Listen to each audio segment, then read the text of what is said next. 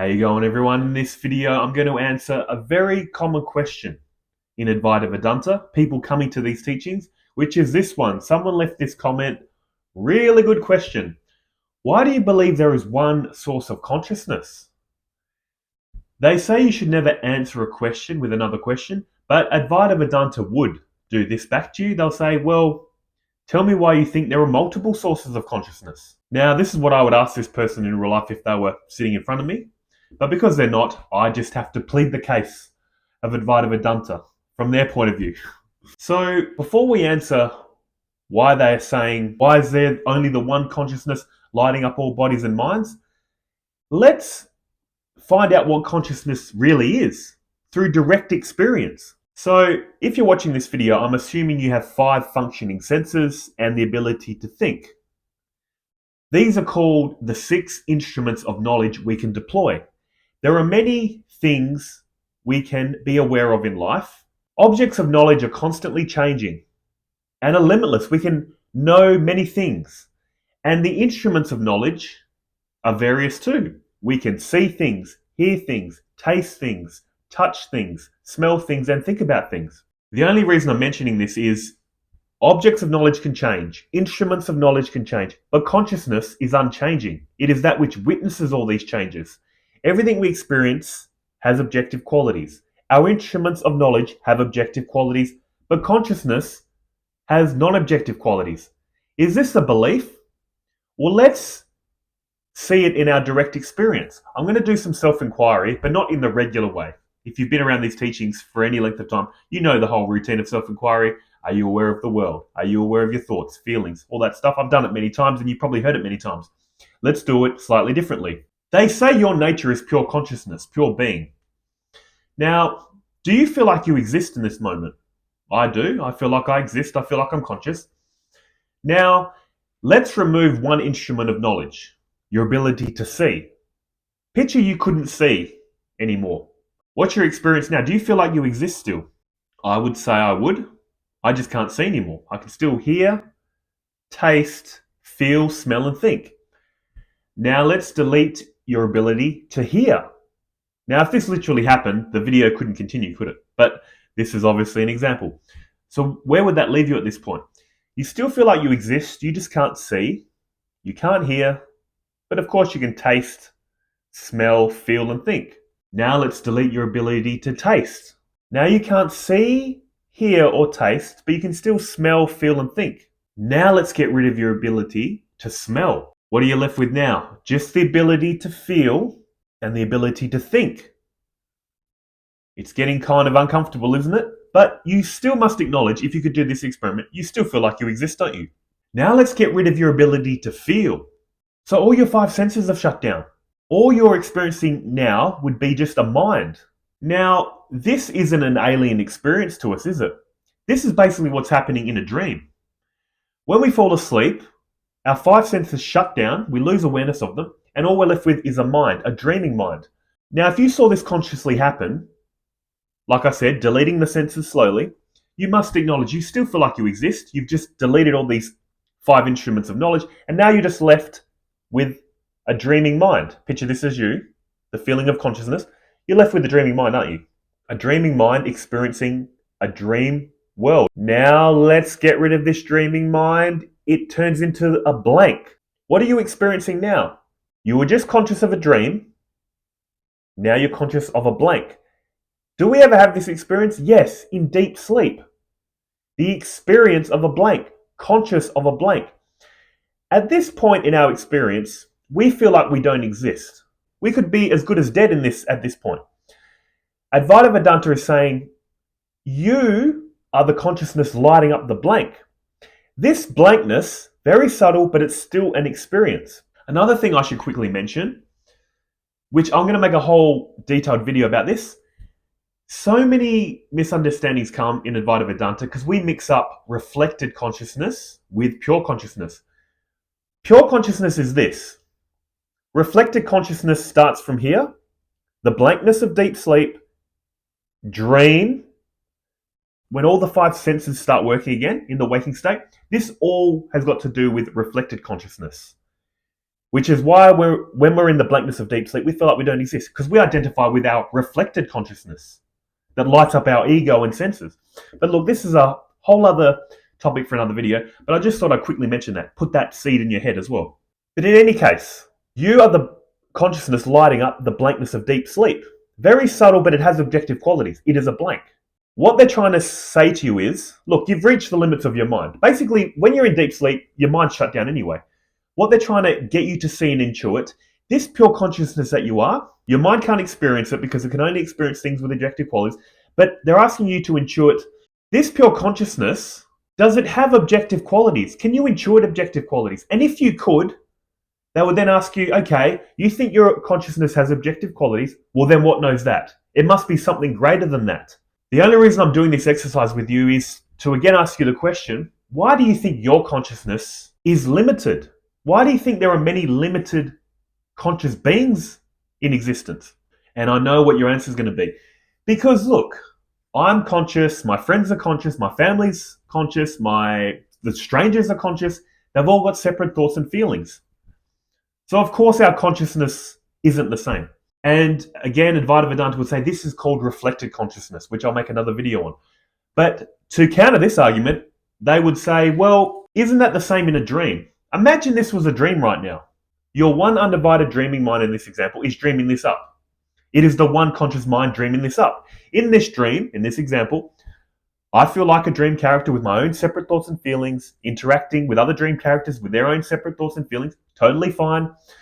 But my dream character is saying it's all coming from the one dreaming mind, the one consciousness. Your dream character is saying, how do we know that for certain?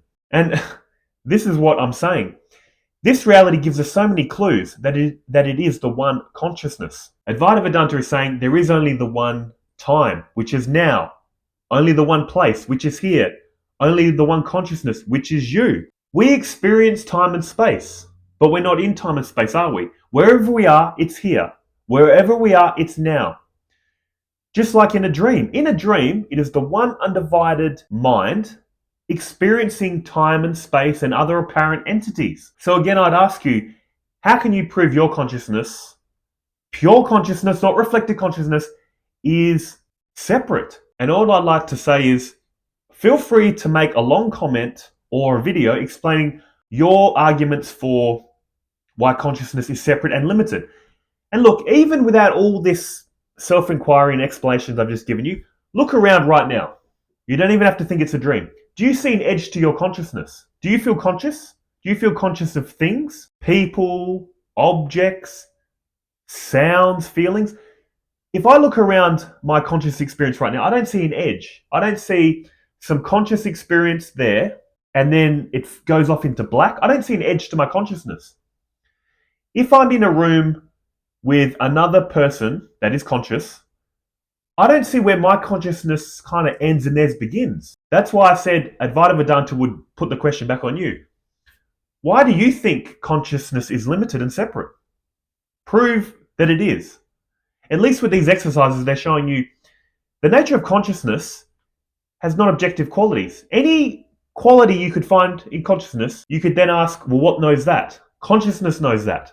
The best definition I've found of consciousness is 2 words, not this. Science deals with the objective reality, and they're trying to turn consciousness into an object. But the definition, like I said, that I love is not this world, not this body, not these feelings, not these thoughts. The consciousness that most people think of is the reflected consciousness of the mind. They associate mind and consciousness as one and the same. But this is why consciousness can never be explained, according to Advaita Vedanta. Because just say reality was an ocean. We're all waves in the ocean. We're all whirlpools in the ocean. And then these whirlpools are trying to study the nature of other whirlpools. What makes that whirlpool conscious? The very thing it's studying is what it's made of. Water cannot study water because it's made of water. This is why consciousness is the total mystery of reality. You're trying to study the thing you're made from. Another beautiful thing, Advaita Vedanta isn't in conflict with science. Advaita Vedanta is basically saying, if this was a dream, everything in the dream functions, doesn't it? Science is just studying the nature of the dream, how the dream operates. Advaita Vedanta is saying, yes, all your study of the dream is correct. Science is correct. But when you start trying to say, let's study the source of the dream, that the dream's made out of, it's like a wave trying to study water. It's made of the very thing it's studying. The dream scientist can travel to dream outer space, infinite, eternal outer space in the dream. The dreaming mind is infinite and eternal in the dream, isn't it? But it can never get the spacecraft outside of the dream, into the dreamer that's in bed. You're always trapped in the dream. You're always trapped in consciousness. And where is the edge to this consciousness? I cannot find an edge. That's what they're saying in Advaita Vedanta. So I hope I gave you a few points to ponder on why do you think consciousness is separate to begin with? And again, look, I will make a video on reflected consciousness because a lot of these questions are coming from thinking the consciousness of this body is the consciousness of all. No, the consciousness lighting up this body is exclusive to this body in a sense, but the witness of the consciousness of this body is your true self. And then you might be saying, well, when this person dies, who cares? I'm gone anyway. I identify as this person. Once it goes, who gives a crap? But what they're saying is, the pure witness that you are, that's knowing the consciousness of this body, this reflected body, is lighting up all bodies and minds. Your essence is living my life. My essence is living your life. Throughout all time and space, basically your true essence was never born, can never die, is living all life simultaneously. So I've given many examples in this video, and I hope it gives you something to think about. Again, Advaita Vedanta would say, we can give you clues and reasons why consciousness is unlimited. Because if you really look at your experience, if you really understand what they're saying and you do these experiments yourself, you realize it can't be any other way. Your mind reaches a limit where it can't go back any further. But then they would say to you, okay, just give me reasons why you think it's separate. Another thing to realize, I'd like to leave you on this note, when you do this self-inquiry, when you take your mind to the limit and realize whatever I am is lighting up the mind, for me personally, it stuns my mind into silence. That's the best way I can describe it. It just stuns me into the mind stops. You feel like you exist, as you always do, but the mind stops asking questions.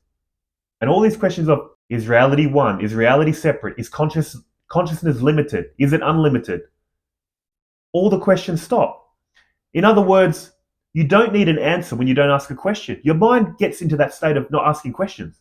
And all you're left with is pure being. All you're left with is just like everything else in reality. Animals don't ask questions. How do I live? Trees don't ask questions. How do I grow? It's just pure being, pure existence. Only when the mind comes back online and starts going, is consciousness limited, unlimited? Is it separate? Is it one? Remember, Advaita Vedanta will say even these concepts of Advaita Vedanta are made up, are products of the mind to get you to that point in the mind of just there's sound, there's silence, there's the knowing of sound and silence, which you are. It can't be fathomed with words. Once the mind intuits that, all these questions stop. But then why do I keep talking about this? Because I love it. These videos are a spiritual practice for me. These videos are like, I view it like artwork with language. I'm trying to express this truth that is prior to sound and silence in language to get you to that point in your mind. And then all these questions will stop being asked. Oh man, reality is so beautiful. I don't know. Look, I can't say anymore. That's all I can say, guys. But yeah, any more questions, of course, leave them in the comments. And I'd be interested to hear again, why do you think consciousness is limited and separate? Till the next one, guys. See ya.